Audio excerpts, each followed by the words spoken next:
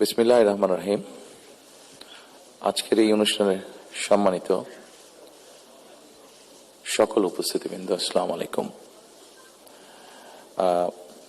প্রথমেই আমি আপনাদের সকলকে, সম্পাদকবৃন্দ, সাংবাদিকবৃন্দ, সংবাদপত্রের মালিকবৃন্দ সহ বীর সাংবাদিকবৃন্দ সহ যারা উপস্থিত আছেন, প্রথমেই আপনাদের সকলকে আন্তরিকভাবে আমি ধন্যবাদ জানাতে চাই। আমি দেশে আসার পরে খুব স্বল্পতম সময়ে এই অনুষ্ঠানটি আয়োজন করেছি এবং আপনারা যে কষ্ট করে অনুষ্ঠানে এসেছেন তার জন্য আমি আন্তরিকভাবে আমার এবং দলের পক্ষ থেকে আমি ধন্যবাদ জানাতে চাই। সম্মানিত উপস্থিতিবৃন্দ, যারা এখানে এই মঞ্চে এসে একটু আগে বক্তব্য রেখেছেন, তাদের সকল বক্তব্য থেকে খুব পরিষ্কারভাবে কয়েকটি জিনিস বোধহয় ফুটে উঠেছে, অর্থাৎ আগামী দিন, ফিউচার। এবং ফিউচারটাকে যদি আমরা 2-3 ভাগে ভাগ করি তাহলে একটি দেখতে পাচ্ছি, সেটি ব্যক্তি হিসাবেই হোক অথবা একজন সংবাদ কর্মী হিসাবেই হোক, আপনার স্বাধীনতা, আপনার নিরাপত্তা।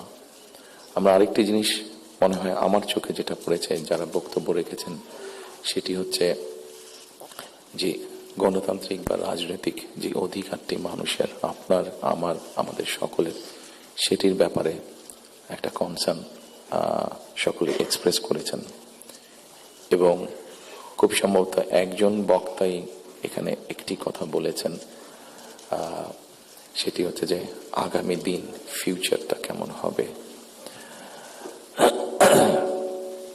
আমি দেশে অনেকদিন থাকতে পারিনি, কি কারণে সে প্রসঙ্গে গেলাম না, আপনাদের কম বেশি ধারণা আছে। তবে সারাক্ষণই দেশের সাথে আমার যোগাযোগ ছিল। দেশের মানুষের সাথে কি হয়েছে, এখানে মাহমুদুর রহমান সাহেব বলেছেন একটি উদাহরণ দিয়ে, ওনার প্রতি পূর্ণ সম্মান রেখে আমি বলতে চাইছি, ওনার সাথে ওনার রক্তমাখা ছবি এখনো আমার চোখের সামনে ভাসে। কাজেই ওনার সাথে কি হয়েছে আমি যেমন জানি, রুহুল আমিন গাজী সাহেবের সাথে কি হয়েছে, যেভাবে উনি মৃত্যুবরণ করেছেন জেলের মধ্যে, সেটি আমি জানি। এবং সবচেয়ে বড় বিষয় হচ্ছে আমার 60 লক্ষ নেতাকর্মী, এবং তার থেকে আরেকটি হৃদয় বিদারক আমার জন্য হচ্ছে, সেটি হচ্ছে আমার মায়ের সাথে কি হয়েছে। কাজে এই ঘটনাগুলো যদি আমরা সকলে সবগুলোকে এক করি, তাহলে যারা দেশে ছিলেন আপনারা, তারা অবশ্যই আমার থেকে একটু বেটার ভালো জানবেন। তবে আমি একদম যে জানি না বোধহয় বিষয়টি তা নয়, আমার একটি ধারণা আছে। সম্মানিত উপস্থিতিবৃন্দ, যে কথাগুলো প্রায় সকলেই বলে গিয়েছেন, এই কথাগুলো যদি আমরা আলোচনা করাই যাবে অনেকক্ষণ ধরে। আপনারা আপনাদের মূল্যবান সময় ব্যয় করে এখানে এসেছেন। আমি এই কথাগুলোর মধ্যে থেকে একটু সরে এসে কিছু কথা বলতে চাই। আমাদের সমস্যা ছিল, আমাদের সমস্যা আছে। অবশ্যই আমরা 5ই আগস্টের আগে ফিরে যেতে চাই না। আমি আমার অবস্থান থেকে যদি চিন্তা করি, আমার এক পাশে 1981 সালের একটি জানাজা, একই সাথে আমার এক পাশে 2025 সালের 31 ডিসেম্বরের একটি জানাজা, আর আমার আরেক পাশে 2024 সালের 5ই আগস্টের একটি ঘটনা।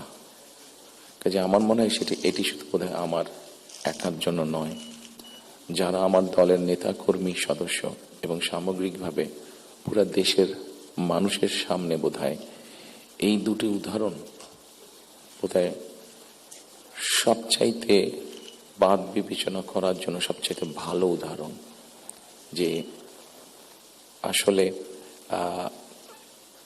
5ই আগস্টে ফিরে যাওয়ার কোনোই কারণ নেই আমাদের।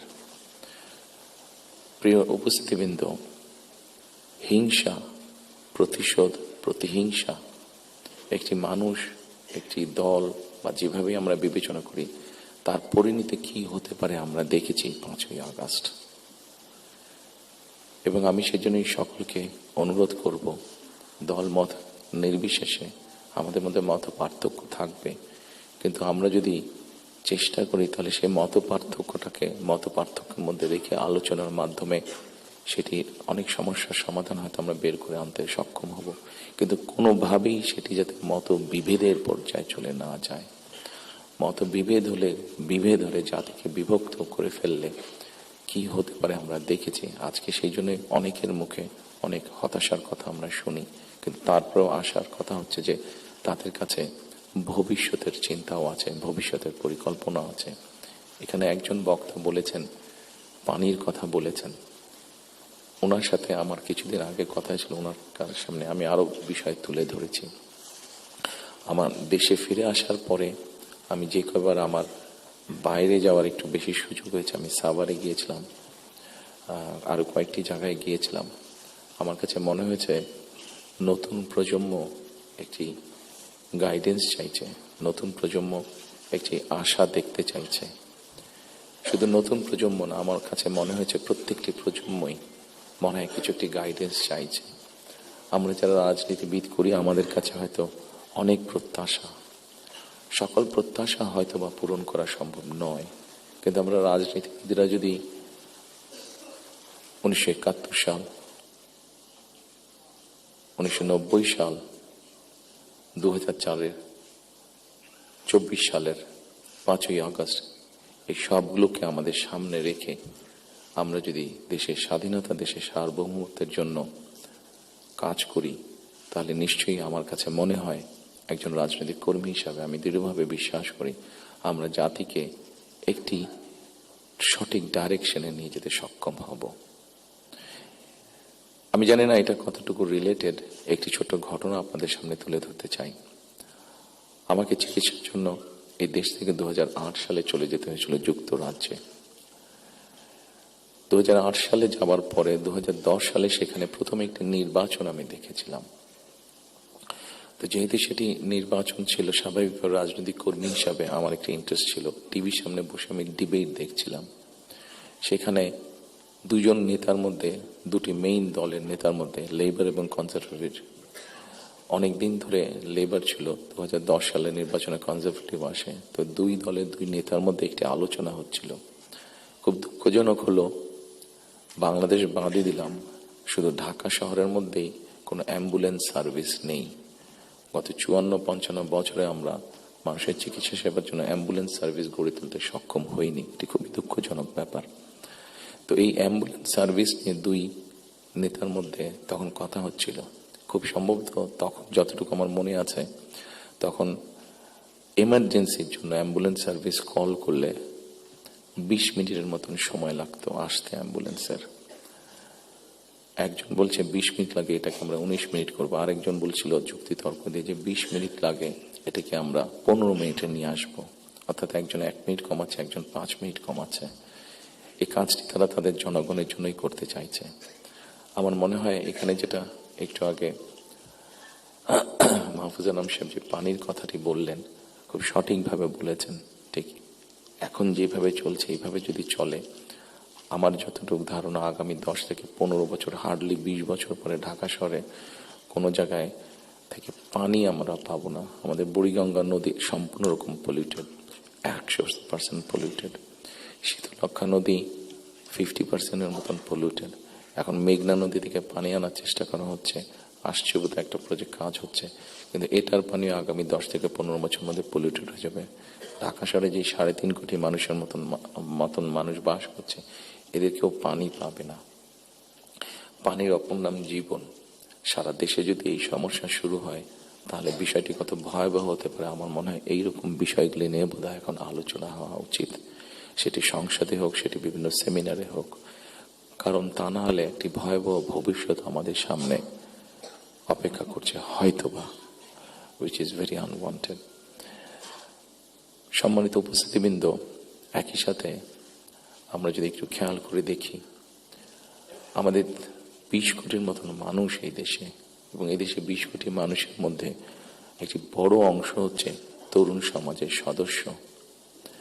এই তরুণ সমাজের সদস্যদেরকে বিভিন্নভাবে আমাদেরকে উপায় বের করতে হবে কিভাবে তাদের কর্মসংস্থানের ব্যবস্থা হয়, সেটি দেশের ভিতরে হোক, সেটি দেশের বাইরে হোক।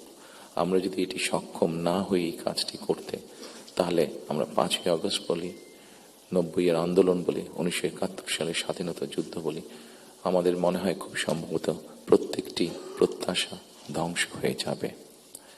এখানে একজন সংবাদকর্মী, নারী সংবাদকর্মী, নারীর নিরাপত্তা বা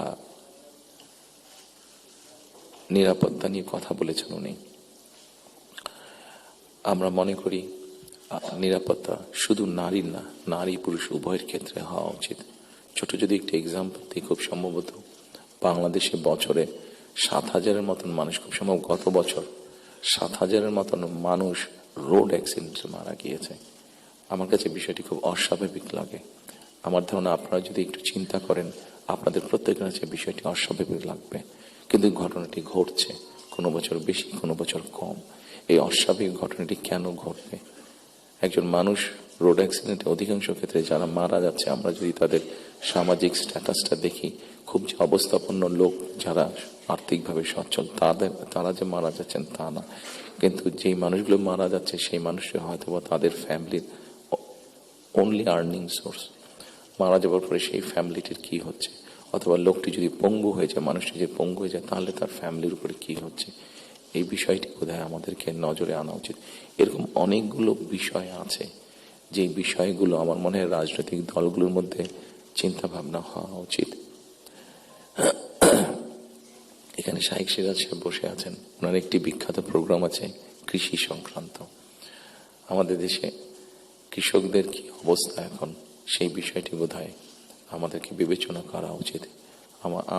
উনি ভালো বলতে পারবেন, আমার যতটুকু ধারণা আছে যে মানে সরাসরি জমিতে কৃষিকাজের সাথে জড়িত জমির মালিক এরকম কৃষকের সংখ্যা প্রবাবলি 1.5 কোটির মতন সারা বাংলাদেশে, 1,50,00,000-এর মতন। এর মধ্যেও ডিফারেন্ট ক্যাটাগরির কৃষক আছে। এই কৃষকদের বিভিন্ন অসহায়ত্বের নিউজ আপনাদের সংবাদপত্রে প্রকাশ হয়, বিভিন্ন সময় আপনাদের খবরেই প্রকাশিত হয়েছে, বিভিন্ন সময় সেটি ইলেকট্রনিক মিডিয়া হোক, সেটি মেইন মিডিয়া প্রিন্টেড মিডিয়াতেই হোক, প্রকাশিত হয়েছে। এদের ব্যাপারে আমি আমার বিগত সরকারের কথা বলবো, আমার দলের বিগত সরকারের কথা বলবো। সেই সরকার বিভিন্ন সময় বিভিন্ন পদক্ষেপ গ্রহণ করেছে।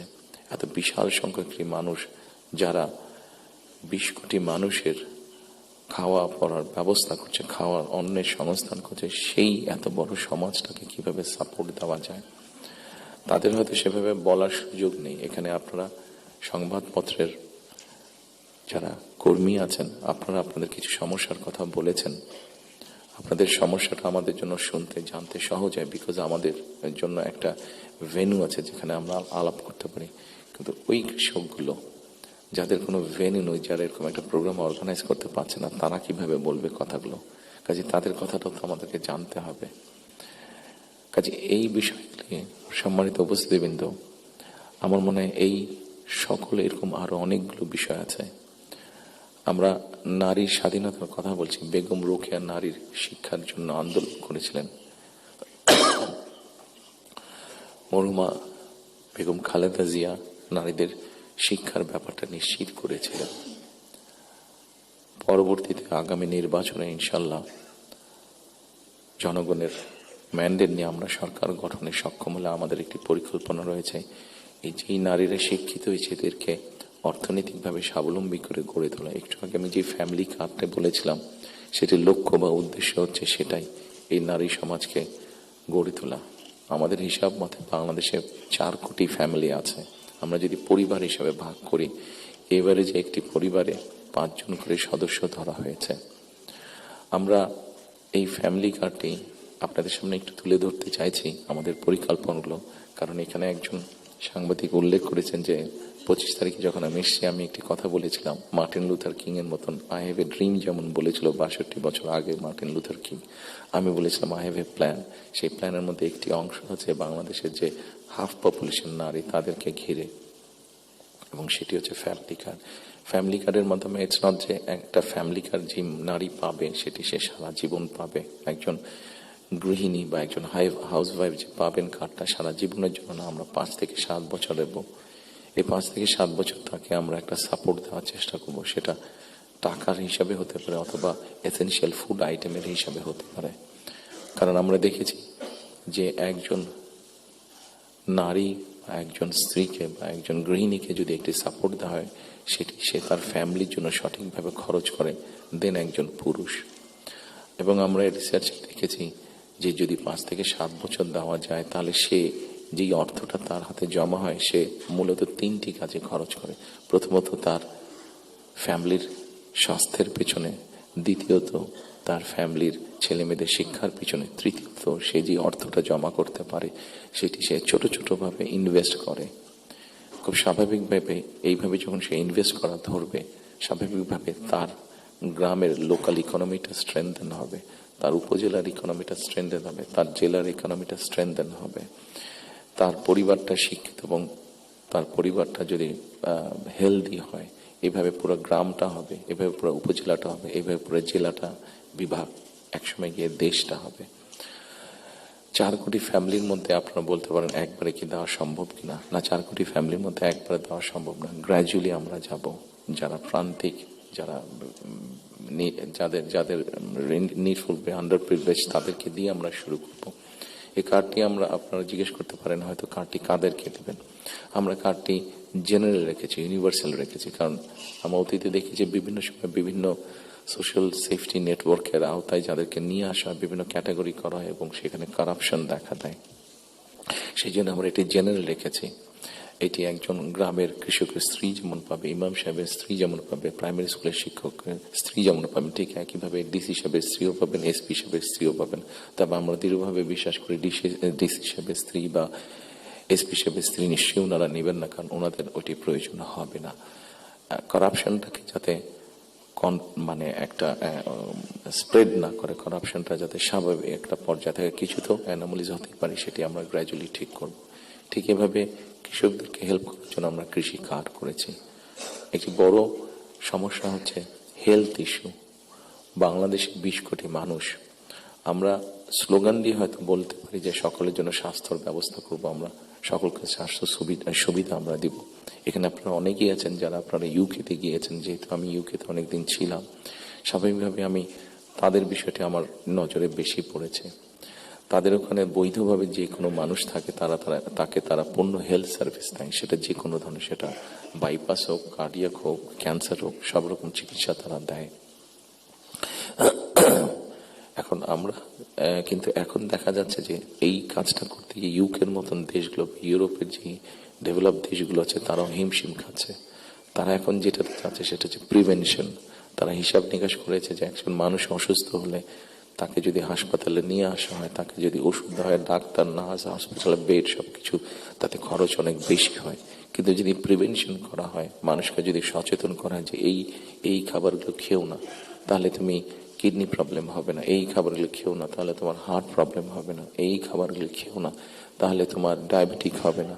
মানুষকে যদি এভাবে সচেতন করা যায়, তাহলে দেখা গেছে তাতে রাষ্ট্রের খরচ অনেক কমে আসে, মানুষের সুস্থ থাকে।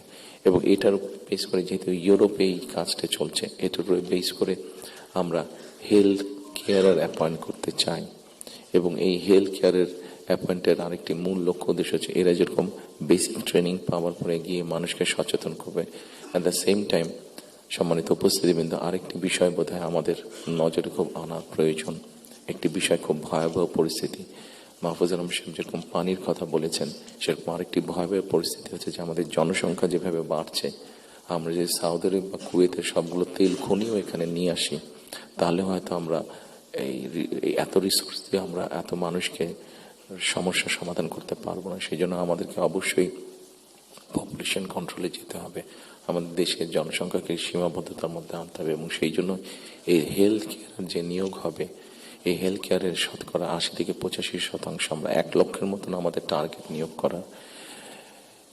এই হেলথ কেয়ারের 80 থেকে 85% আমরা নারী কর্মীকে নিয়োগ করতে চাই, যাতে নারী কর্মীরা গিয়ে ঘরে ঘরে বোঝাতে সক্ষম হন যে কি জন্য প্রয়োজন হাইজিন মেনটেন করা এবং পরিবারকে সুস্থ রাখা, অ্যাট দ্য সেম টাইম পরিবারকে একটি রিজনেবল সাইজের মধ্যে রাখা, পরিবারের সদস্য সংখ্যা।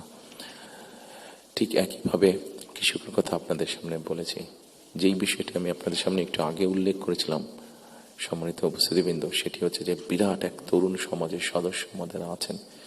এই তরুণ সমাজের সদস্যদেরকে, সেটি গ্রামে হোক সেটি শহরে হোক, বিভিন্ন জনের বিভিন্ন কোয়ালিফিকেশন বা শিক্ষা ব্যাকগ্রাউন্ড আছে, সেটার উপরে বেস করে আমরা ভোকেশনাল টেকনোলজিক্যাল ইনস্টিটিউশনকে আমরা মডার্নাইজ করতে চাই। আমাদের ভোকেশনাল এবং টেকনোলজিক্যাল ইনস্টিটিউশন যেগুলো আছে সেগুলোর মধ্যে প্রায় 200-250 মতন সাবজেক্ট আছে যেগুলোর এত প্রয়োজন নেই আমাদের। আমরা এর মধ্যে কিছু কাজ করেছি, প্রাইমারি কাজ করেছি, যে নর্মালি যেসব দেশে আমাদের মানুষ যেতে পারবে বা পারে, যেমন তার একটা বড় অংশ হচ্ছে মিডল ইস্ট, সেখানে কি কি কাজের স্কোপ আছে আগামী 5 থেকে 10 বছর। একটি বড় মার্কেট হচ্ছে মানুষ যাবার জন্য, দেশ থেকে স্কিল শ্রমিক যাওয়ার মতন একটি বড় মার্কেট আস্তে আস্তে তৈরি হচ্ছে জাপানে, আস্তে আস্তে তৈরি হচ্ছে ইউরোপে, ইভেন চায়নাতেও তৈরি হচ্ছে।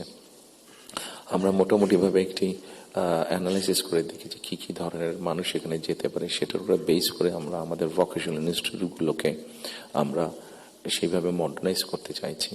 আপনারা নিশ্চয়ই খেয়াল করেছেন, যেহেতু আপনারা সংবাদ কর্মী, আপনারা নিশ্চয়ই খেয়াল করেছেন গত কয়েকদিনে আমার সাথে বেশ কিছু বিদেশি ডিপ্লোমেট দেখা করেছেন। ওনাদের মধ্যে যে সকল দেশগুলো এই ভোকেশনাল এবং টেকনিক্যাল ইনস্টিটিউশনে ওনারা অনেক ডেভেলপ, তাদেরকে আমরা বলেছি যে আপনাদেরকে এই সহযোগিতা করতে হবে। ওনারা খুশি মনে আমাদেরকে বলেছেন যে ওনারা এই ব্যাপারে সহযোগিতা করবেন। আমরা যদি আমাদের ছেলেদেরকে, এই মুহূর্তে 8 থেকে 10 লক্ষ মানুষ প্রতি বছর বিদেশে যাচ্ছে, তার মধ্যে প্রায় 6.5-7 লক্ষ মানুষ মধ্যপ্রাচ্যে যাচ্ছে, কিন্তু আপনারা যদি খেয়াল করে দেখেন যে তারা যে যাচ্ছেন মধ্যপ্রাচ্যে, তারা কিন্তু আনস্কিল্ড হিসেবে যাচ্ছেন। তাদেরকে যদি আমরা কিছুটা ভাষা শিখিয়ে দিতে পারি এবং সেখানে যেই কাজগুলোতে তারা যাচ্ছেন সেগুলোর ব্যাপারে মিনিমাম ট্রেনিং দিয়ে দিতে পারি, তাহলে কিন্তু গিয়ে তারা ওখানে বেটার করতে সক্ষম হবেন। ঠিক এইভাবে যদি আমরা রিসার্চ করে যদি মার্কেটগুলোকে বের করতে পারি, তাহলে দেশের বাইরে আমরা বহু সংখ্যক অ্যাকাউন্ট, যে 8 থেকে 10 লাখ, অ্যাবাউট 1 মিলিয়ন মানুষ বিদেশে যাচ্ছে, এটাকে খুব সহজে 2 থেকে 3 বছরের মধ্যে পসিবলি 1.5 to 2 মিলিয়ন করা যাবে। 15 থেকে 20 লক্ষ মানুষ করা যাবে। এবং 15 থেকে 20 লক্ষ মানুষ শুধু যাচ্ছেন না, তাদেরকে যদি ট্রেনিং এবং ল্যাঙ্গুয়েজ দিয়ে আমরা পাঠাতে পারি, তাহলে ভ্যালু অ্যাড হবে। এখন যদি কেউ $100 আর্ন করে মাসে, ইজিলি সেটা $300 নিয়ে আসতে পারবো। তাহলে বৈদেশিক মুদ্রার একটা বিশাল অংশ আমরা আনতে পারবো, যেটা দিয়ে আমরা কাজ করতে পারবো। আপনারা যেরকম বিভিন্ন বিষয়ে উল্লেখ করেছেন, বিভিন্ন দাবি দেওয়ার, সেই জিনিসগুলো আমরা পূরণ করতে পারবো। আমরা একটি জিনিস বিবেচনা করছি, এই মুহূর্তে এখন যদি আমরা দেখি আমাদের বৈদেশিক মুদ্রা উপার্জনের রাস্তা মূলত দুটি, একটি হচ্ছে গার্মেন্টস এবং একটি হচ্ছে আমাদের রেমিটেন্স, যেটা প্রবাসীরা পাঠিয়ে থাকেন কষ্ট করে। এইটির সংখ্যাকে আমরা বাড়াতে চাচ্ছি। আমরা একটি চিন্তা ভাবনা করেছি, এর মধ্যে নিজেদের মধ্যে আমরা আলাপ করেছি যে কোনো উদ্যোক্তা যদি একটি ইন্ডাস্ট্রি বা ফ্যাক্টরি সেট করেন, যেটির শতকরা 100 ভাগ পণ্য বিদেশে রফতানি হবে। যেমন কেউ যদি বলেন যে আমি এই কলমটি তৈরি করবো, কিন্তু এটা not for local market, absolutely for export market, তাহলে আমরা তাদেরকে বন্ডেড ফ্যাসিলিটি দেওয়ার কথা চিন্তা করছি। আমরা যদি বন্ডেড ফ্যাসিলিটিটা তাদেরকে দিতে পারি, আমাদের হিসাব বলে, আমাদের রিসার্চ বলে, তাতে এক্সপোর্টের সংখ্যা যেরকম বৃদ্ধি পাবে, তাতে উদ্যোক্তারাও খুশি হবে। এবং উদ্যোক্তারা যখন এখানে কোনো মিল কারখানা তৈরি করবেন, সেক্ষেত্রে আমরা আমাদের বহু বেকারের কর্মসংস্থান তৈরি করতে পারবো। কাজেই সম্মানিত উপস্থিতির মধ্যে আমি যদি এইভাবে আপনাদের সাথে আলোচনা করি, অনেক সময় লাগবে, সময় কম, আপনার প্রত্যেকে ব্যস্ত মানুষ, প্রত্যেকে আপনাদের সময়ের মূল্য আছে। আমি আমার কিছু চিন্তা ভাবনাগুলো আপনাদের সামনে শেয়ার করলাম। আপনাদের এখানে কয়েকটি কথা খুব সম্ভবত উঠে এসেছে, যতটুকু আমার মনে পড়ছে। এখানে নয়া দিগন্ত সম্পাদক সাহেব একটু আগে বলেছেন যে আমার প্ল্যানটা পরিষ্কার না। আমার মনে হয় পরিষ্কার না হলেও কিছুটা হয়তো আমি পরিষ্কার করতে সক্ষম হয়েছি। আরো কিছু প্ল্যান আছে আমাদের, যেমন কর্মসংস্থানের ক্ষেত্রে আরেকটি প্ল্যানের কথা আপনাদেরকে উল্লেখ করি। যেমন আইটি সেক্টরে আমাদের অনেক ইয়াং ছেলে মেয়ে আছে যারা আইটি সেক্টরে কাজ করছেন। আমরা স্বৈরাচারের সময় দেখেছি বাংলাদেশের বিভিন্ন জায়গায় আইটি পার্কের নামে কতগুলা বড় বড় বিল্ডিং তৈরি করা হয়েছে, কিন্তু এখনই আমি কিছু পত্রিকার পাতায় নিউজ দেখেছি, গত 2-1 বছর আগেও নিউজ দেখেছি, 2-3 বছর আগে নিউজ দেখেছি, যে পার্কগুলো অনেক ক্ষেত্রে দেখা যাচ্ছে যে অসামাজিক কাজ হচ্ছে, অথবা সেখানে কমিউনিটি সেন্টার হচ্ছে, অর্থাৎ আইটি পার্ক বলতে যাবো যে তার বিন্দু কোনো কিছুই সেখানে নেই। প্রিয় সম্মানিত উপস্থিতিবৃন্দ, আমরা এই আইটি পার্কগুলোকে একটু ডিফারেন্টভাবে নিয়ে আসতে চাইছি। আমাদের বিভিন্ন জায়গায় যে আইটি পার্কগুলো আছে, এই আইটি পার্কগুলোকে আমরা ওই এলাকায় যদি আমরা বের করতে পারি, আমাদের তরুণ সমাজের কারা কারা আইটিতে কাজ করছেন, অনেকেই কাজ করছেন। কেউ কাজ করছেন ডাটা প্রসেসিংয়ে, কেউ কাজ করছেন হয়তো কোনো রকম ডিজাইনিংয়ে, কেউ কাজ করছেন হয়তো অনলাইন শপিং মানে অনলাইন ট্রেড করছেন অনেকে। আমাদের একটা চিন্তা ভাবনা আছে যে এই মানুষগুলোকে একত্রিত করে আমরা ওই আইটি পার্কগুলোকে ফ্রি ওয়াইফাই দেবো এবং তাদেরকে ছোট ছোট স্পেস করে তাদেরকে অফিস করে দেবো। এখন হয়তো তারা হলে যারা থাকছেন, যদি স্টুডেন্ট হয়ে থাকেন হলে বিছানার উপরে কাজ করছে, তাহলে মেসে থাকলে মেসের ওই ছোট্ট কোনায় কাজ করছে, অথবা বাসায় থাকলে হয়তো বিছানার উপরে বসে কাজ করছে, অথবা ছোট্ট একটা টেবিল চেয়ার নিয়ে কাজ করছে। কিন্তু আমরা যদি তাদেরকে একটা স্পেস করে দিতে পারি, তাহলে কিন্তু তারা তাদের বিজনেসটা অনেক ফ্লরিশ করতে পারবে এবং স্বাভাবিকভাবে তার বিজনেস যখন ফ্লরিশ হবে, সে তখন আরো হয়তো তার মতন আরো কয়েকজনকে একসাথে নিয়ে আরো একটু বড় কোম্পানি করবে। অর্থাৎ এই সবগুলো সম্ভাবনার কথা বলছে এবং এই সম্ভাবনার কথাগুলো অবাস্তব নয়। আমরা চেষ্টা করলে এই সম্ভাবনাগুলোকে আমরা বাস্তব রূপ দিতে পারবো। ঠিক একইভাবে আজকাল ফেসবুকে গেলে অথবা টিকটকে গেলে আমরা দেখি আমাদের তরুণ সমাজের সদস্যরা অনেকে অনেক প্রতিভাবান, বিভিন্ন রকম কন্টেন্ট তারা মেক করছেন। এই কন্টেন্ট মেক করতে গেলে সরকারের কিছু পলিসি আছে, যে পলিসিগুলো ঠিক করতে পারলে তাদের জন্য বেটার হবে, তাদের ইনকামটা বেড়ে যাবে।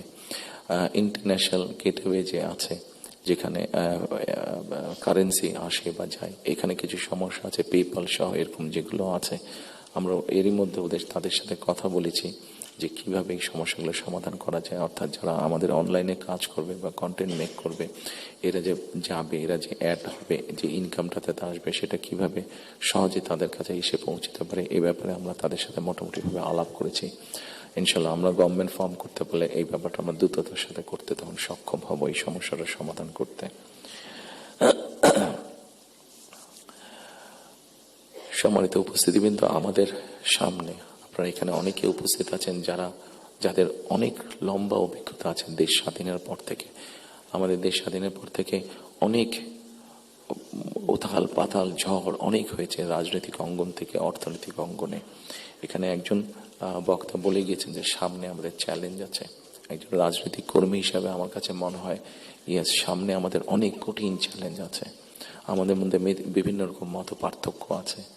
একজন রাজনৈতিক কর্মী হিসাবে আজকে আপনাদের কাছে এবং আপনাদের মাধ্যমে সকল রাজনৈতিক দলের সদস্যদের কাছে, সামগ্রিকভাবে সমাজের সকল মানুষের কাছে আমি একটি বিনীত আহ্বান রাখতে চাই যে আমাদের বিভিন্ন মত পার্থক্যগুলো নিয়ে যাতে আমরা আলোচনা করতে পারি, আলাপ করতে পারি। আমাদেরকে যে কোনো মূল্যে ডেমোক্রেটিক প্রসেস, যেটা আমরা 12 তারিখ থেকে ইনশাল্লাহ শুরু করতে যাচ্ছি। এখানে এনটিভির আমাদের ওনার নামটা আমি জহিরুল আলম সাহেব অনেক আগে আমার একটা ইন্টারভিউ নিয়েছিলেন। আমি ওনাকে খুব সম্ভবত ওনাকে বলেছিলাম, অথবা মতি ভাই এখানে উপস্থিত আছেন, মানব জীবনের মতি ভাই, খুব সম্ভব ওনার ইন্টারভিউতে আমি বলেছিলাম যে আমাদেরকে যে কোনো মূল্যে হোক ডেমোক্রেটিক প্রসেসটা চালু রাখতে হবে, আমাদের জবাবদিহিতাটা চালু রাখতে হবে যে কোনো মূল্যে। সেটি জাতীয় পর্যায়ে হোক, সেটি লোকাল পর্যায়ে হোক, অর্থাৎ ইউনিয়ন পরিষদ নির্বাচন, পৌরসভার নির্বাচন, লোকাল পর্যায়ে হোক, সেটা কোনো ট্রেড বডির ইলেকশন হোক। আমার ব্যক্তি যেটা বিশ্বাস, আমরা যে কোনো মূল্যে যদি এই যে জবাবদিহিতাটা, গণতান্ত্রিক প্রসেসটা যদি আমরা কন্টিনিউ করতে পারি, অনেক বেগ হয়তো আসবে, অনেক কঠিন হবে, কিন্তু একটা সার্টেন টাইম পর পর আমরা যদি গণতান্ত্রিক প্রসেসটাকে কন্টিনিউ করে যেতে পারি, তাহলে নিশ্চয়ই আমরা অবস্থার পরিবর্তন ঘটাতে সক্ষম হব। এবং আরেকটি কথা, কাউকে আঘাত না করি আমি বলতে চাইছি, কোনো রাজনৈতিক দলের নেতা সদস্য কাউকে আমি আঘাত করতে চাইছি না। আমি আমার চিন্তাটা শুধু ওনাদের সামনে তুলে ধরতে চাইছি যে আসুন আমরা দেশের মানুষের শিক্ষা, দেশের মানুষের স্বাস্থ্য, দেশের নারীদের অধিকার, এম্পাওয়ারমেন্ট, কর্মসংস্থান, পরিবেশ, সবকিছু মিলিয়ে এই যে বিষয়গুলো, যেটি একটি সাধারণ মানুষের জন্য প্রযোজ্য, আমরা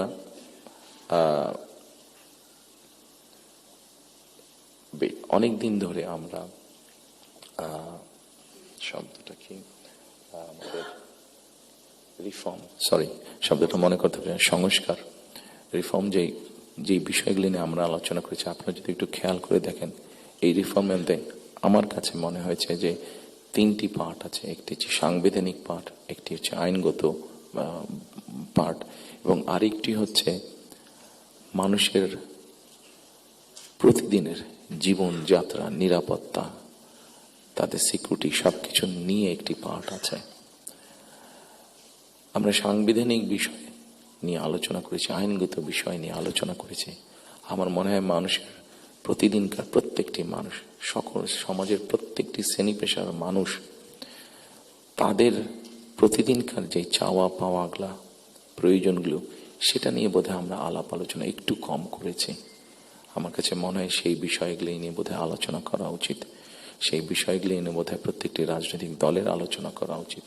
আমরা শুধু রাজনৈতিক বিষয় নিয়ে সেমিনার করছি, সিম্পোজিয়াম করছি, আলোচনা করছি, তর্ক বিতর্ক করছি। অবশ্যই ওগুলো প্রয়োজন আছে, কিন্তু অ্যাট দ্য সেম টাইম আমরা যদি মানুষের প্রতিদিনকার তার চিকিৎসা ব্যবস্থা কী হবে, তার কর্মসংস্থান কী হবে, তার পরিবারের সন্তানদের শিক্ষা ব্যবস্থা কী হবে, তার রাস্তায় বের হলে নিরাপদে সে ফিরে আসতে পারবে কিনা, এইরকম বিষয় যেগুলো আছে, এই বিষয়গুলো নিয়েও বোধহয় আমাদের আলোচনা আরো একটু বেশি হওয়া উচিত। এই বিষয়গুলো নিয়ে বোধহয় আমাদের প্ল্যান প্রোগ্রাম আরো একটু বেশি হওয়া উচিত। এই পলিসিগুলো নিয়ে বোধহয় আমাদের চিন্তা ভাবনা আরো একটু বেশি হওয়া উচিত। সম্মানিত উপস্থিতিবৃন্দ, সামনে নির্বাচন। আমি একটি রাজনৈতিক দলের সদস্য। স্বাভাবিকভাবেই আমরা 22 তারিখ থেকে আমাদের সকল রকম পরিকল্পনা নিয়ে জনগণের সামনে যাব। আপনারা যারা আজকে কষ্ট করে আমাদের আমন্ত্রণে এখানে এসেছেন, আবারও আপনাদেরকে আমি আমার এবং আমার দলের পক্ষ থেকে আন্তরিক ধন্যবাদ জানাতে চাই। একই সাথে আমরা ইনশাল্লাহ দেশের মানুষের সমর্থন নিয়ে সরকার গঠনে সক্ষম হলে যাতে আপনাদের কাছ থেকে এমন ধরনের আলোচনা সমালোচনা আমরা পাই যেটা আমাদেরকে সাহায্য করবে দেশকে সামনে এগিয়ে নিয়ে যেতে। শুধু সমালোচনা করার জন্য নয়, আপনাদের কাছ থেকে এমন সমালোচনা আমরা পাই যাতে আমরা দেশের মানুষের যে সমস্যাগুলো আছে, সেই সমস্যাগুলো যাতে আমরা সমাধান করতে সক্ষম হই, আমরা সরকার গঠনে সক্ষম হলে, সেই প্রত্যাশা রেখে আবার আপনাদেরকে ধন্যবাদ জানিয়ে আমার বক্তব্য শেষ করছি। আসসালামু আলাইকুম।